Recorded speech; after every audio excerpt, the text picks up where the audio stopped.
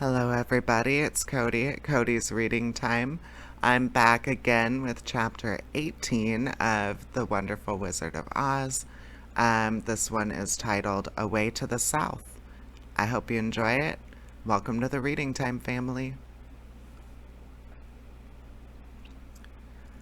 Dorothy wept bitterly at the passing of her hope to get home to Kansas again, but when she thought it all over, she was glad she had not gone up in the balloon, and she also felt sorry at losing Oz, and so did her companions. The Tin Woodman came to her and said, "Truly I should be ungrateful if I failed to mourn for the man who gave me my lovely heart. I should like to cry a little because Oz is gone, if you will kindly wipe away my tears so that I shall not rust." "With pleasure," she answered, and brought a towel at once. When the Tin Woodman wept for several minutes, and she watched the tears carefully and wiped them away with the towel. When he had finished, he thanked her kindly and oiled himself thoroughly with his jeweled oil can to guard against mishap. The Scarecrow was now the ruler of the Emerald City, and although he was not a wizard, the people were proud of him.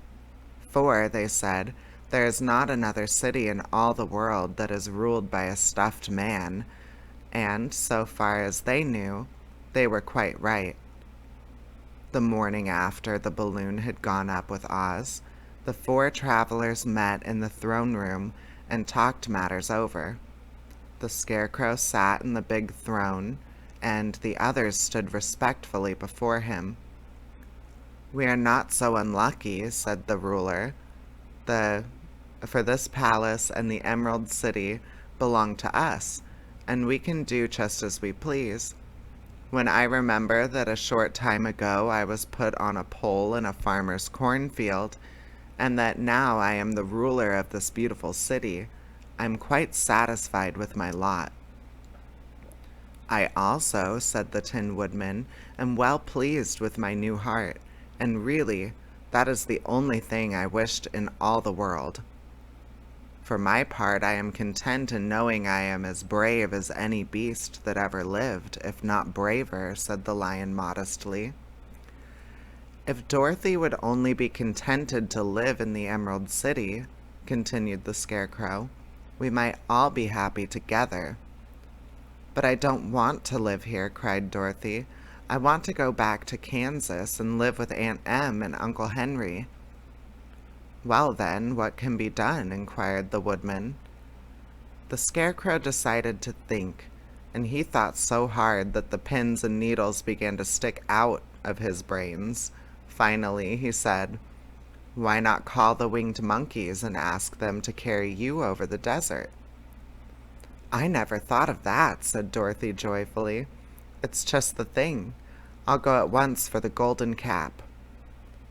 When she brought it into the throne room, she spoke the magic words, and soon the band of winged monkeys flew in through the open window and stood beside her.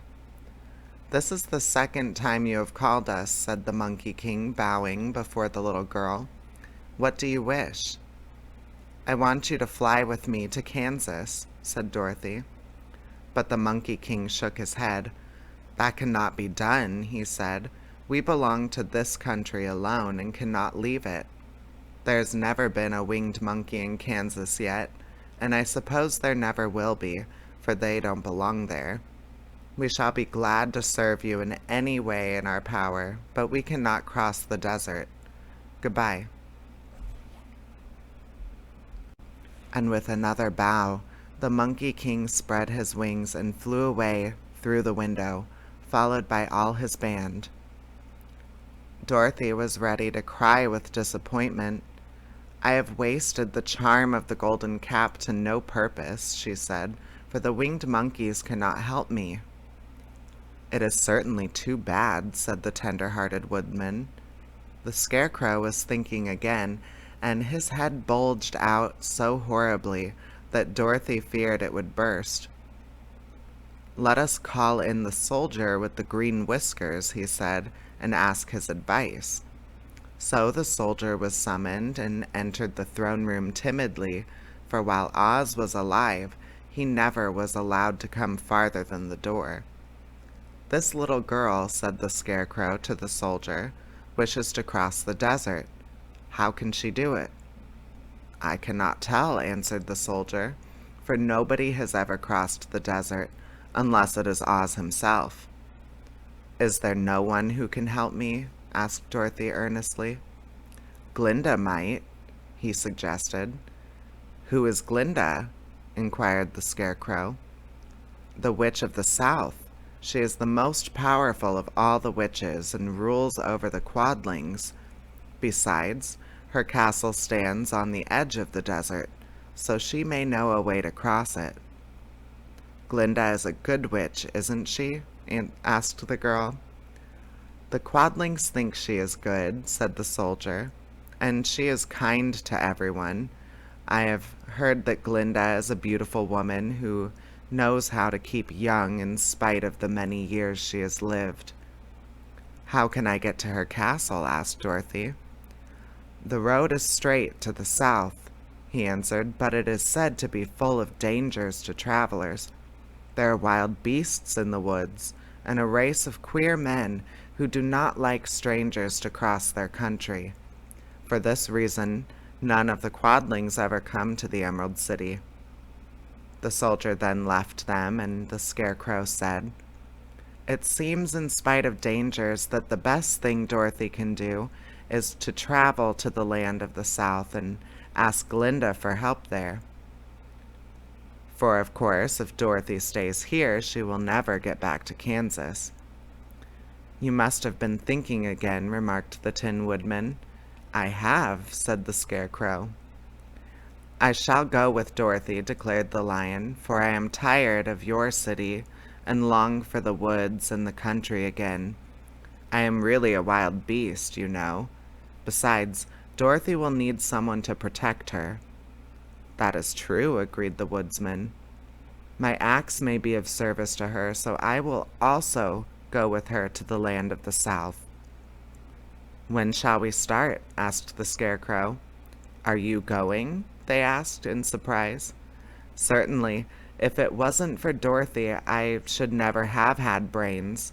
She lifted me from the pole in the cornfield and brought me to the Emerald City, so my good luck is all due to her, and I shall never leave her until she starts back to Kansas for good and all." "Thank you," said Dorothy gratefully. "You are all very kind to me, but I should like to start as soon as possible." "We shall go tomorrow morning," replied the Scarecrow. "So now let us get all ready, for it will be a long journey." And that is the end of chapter 18. I hope you enjoyed it. And I'll be back with chapter 19, which is Attacked by the Fighting Trees. Please subscribe and check out all of my other stories that I have on my channel. I'm enjoying reading these to you. So, all right, take care. Bye-bye.